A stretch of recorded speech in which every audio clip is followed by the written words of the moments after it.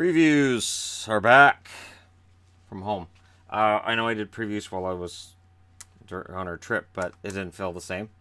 This feels remarkably like old previews.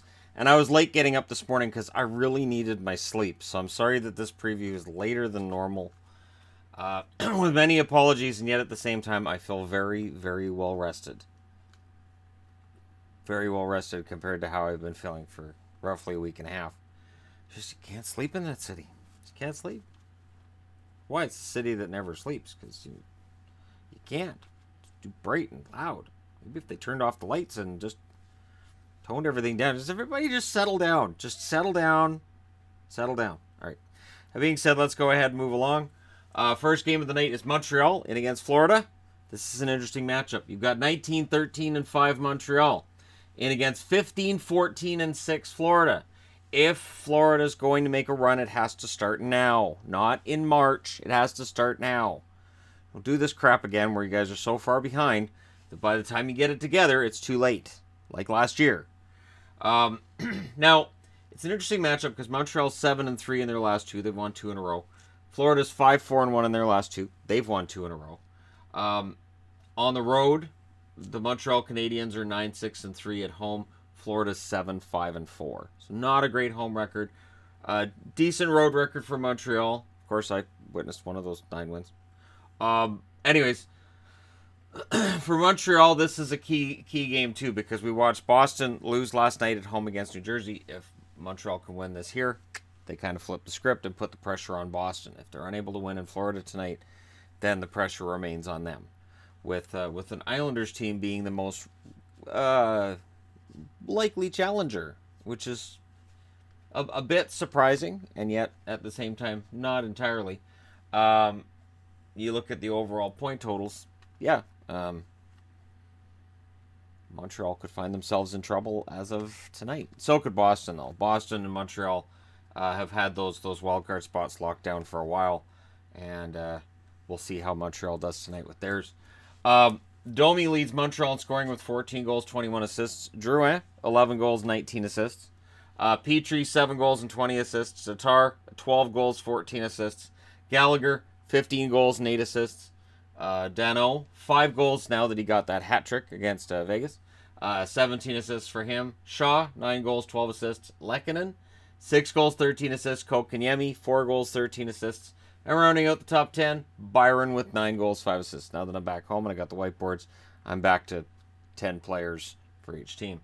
On the Florida side of things, Huberdeau, 9 goals, 33 assists. Barkov, 15 goals, 21 assists. Dadonov, 17 goals, 17 assists. Hoffman, 17 goals, 16 assists. Yandel, 5 goals, 26 assists for him.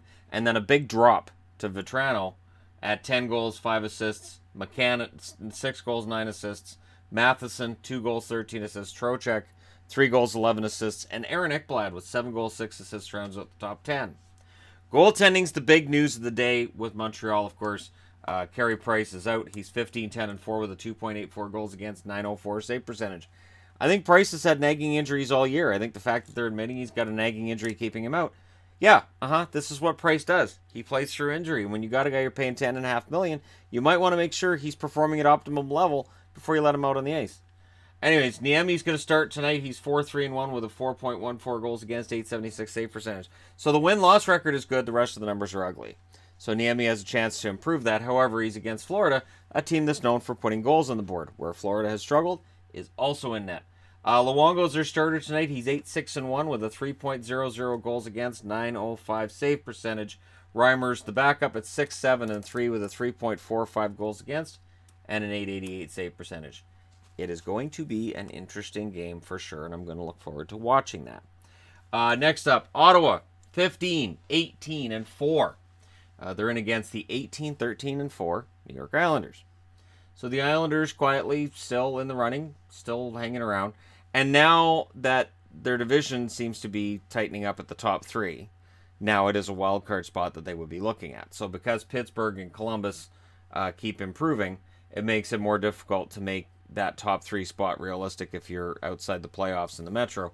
And now you're looking at the wild cards. The good news is that Boston as a wild card seems to be kind of okay with the idea of people catching them right now. I don't know. The loss against New Jersey just bewilders me.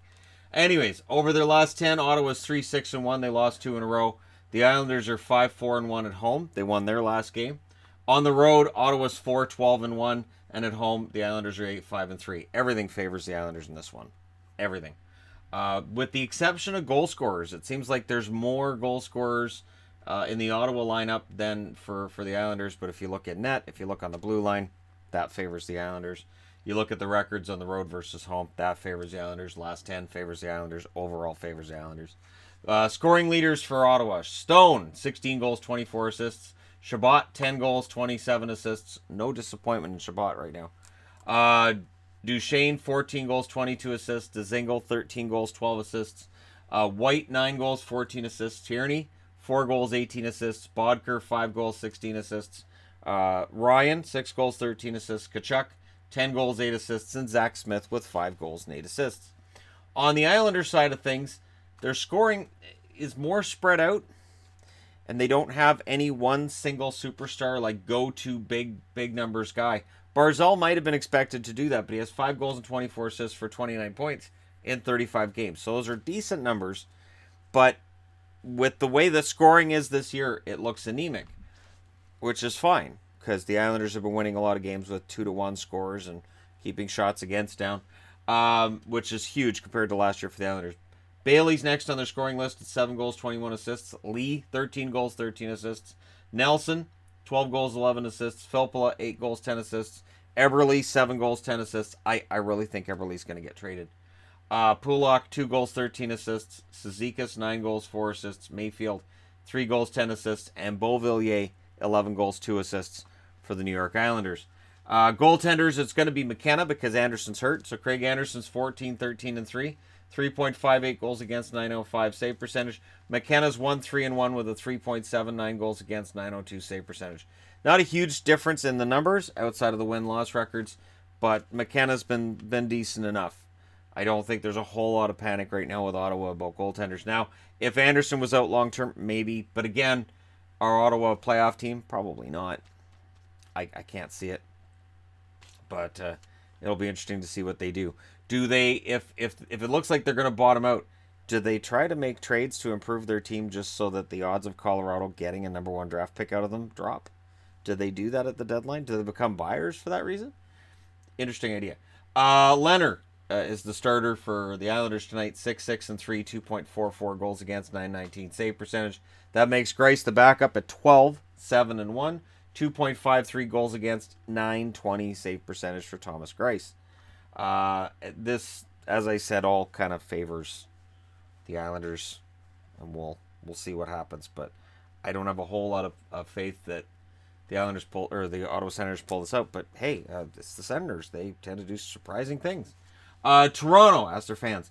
Toronto, 25-10-2, and against the now 22-12-3 Columbus Blue Jackets. The Columbus Blue Jackets, who have been quietly putting together a decent record, quietly getting themselves back into the conversation, and Artemi Panarin and his agent want to discuss his future in Columbus during the All-Star break. Goody. Just get it figured out. Get it done. The soap opera stuff really just drives me nuts in this league. Now, over their last 10, Toronto is 6-2-2. They've won 4 in a row. Over their last 10, Columbus is 7-2-1. They've won 5 in a row. So these are two hot teams going at it against each other. The Toronto Maple Leafs 13-5-1 on the road. Columbus 10-7-2 at home. Their home record's been very streaky. Now they're on the good side of things. They, of course, had a bad streak at home. Your guess is as good as mine as to which Columbus team shows up against a Toronto Maple Leafs team that looks kind of sort of deadly. Leaf scorers. Marner, 12 goals, 38 assists. Riley, 13 goals, 31 assists. Tavares, 24 goals, 18 assists. Matthews, 19 goals, 15 assists. Kapanen, 14 goals, 11 assists. Kadri, 9 goals, 15 assists. Gardner, 2 goals, 20 assists. Marleau, 10 goals, 10 assists. Janssen, 8 goals, 9 assists for him. And Hyman still on the board at 7 goals and 8 assists to round out the top 10 for the Leafs. Columbus side of things, there's Panarin, 11 goals, 29 assists. That's why you don't trade him. He is their leading scorer. They're in the playoffs if they start today, and they actually look like they might have a chance to do something when they get there. We've seen that before, but not consistently, and this would be the third year in a row that Columbus makes the playoffs. Atkinson, 23 goals, 16 assists. Dubois, 14 goals, 18 assists, also quietly growing into his own as a center. Jones, 6 goals, 15 assists. Foligno, 9 goals, 10 assists. Werenski, 7 goals, 12 assists. And then a bunch of guys with 17 points. Anderson's got 13 goals, 4 assists. Jenner, 6 goals, 11 assists, and both Murray and Wenberg, 1 goal, 16 assists to round out the top 10 for the Columbus Blue Jackets. Goaltenders, Sparks is likely tonight for Toronto, which kind of surprises me because this is a really good Columbus team that's been scoring a bunch. So we'll see. Anderson's 29-1 with a 2.5 goals against, 923 save percentage. Sparks, excellent win-loss record for Sparks. We'll say that. 5-1-1 with a 3.01 goals against, 908 save percentage. On the Columbus side, Korpisalo played last night, which means Bobrovsky tonight. Bobrovsky's 16-10-1 with a 2.68 goals against, 913 save percentage. Korpisalo, after last night's win, is 11-6-2 with a 3.49 goals against, 884 save percentage. So, despite the fact that Korpisalo's numbers are poorer than Bobrovsky's, his win-loss record is pretty darn near equal. And it's a pretty good situation that Columbus have themselves in. If they can win this one tonight, yeah, they're definitely in the hunt. It would be really interesting to see if Columbus were to manage a division title, how that might change the narrative a little bit with Columbus. Because I'm 99.9% sure that's never happened.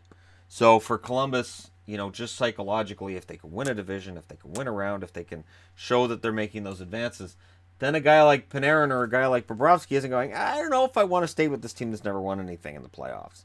It's amazing what winning will do to convince guys to stay with your team rather than leave as free agents. Winning is an amazing elixir for all things that go wrong. But, as always, let me know your thoughts in the comments section below. Don't forget to hit like and subscribe if you're browsing your way through. You just happened upon this video, and thank you guys so much for watching. I'll talk to you again soon.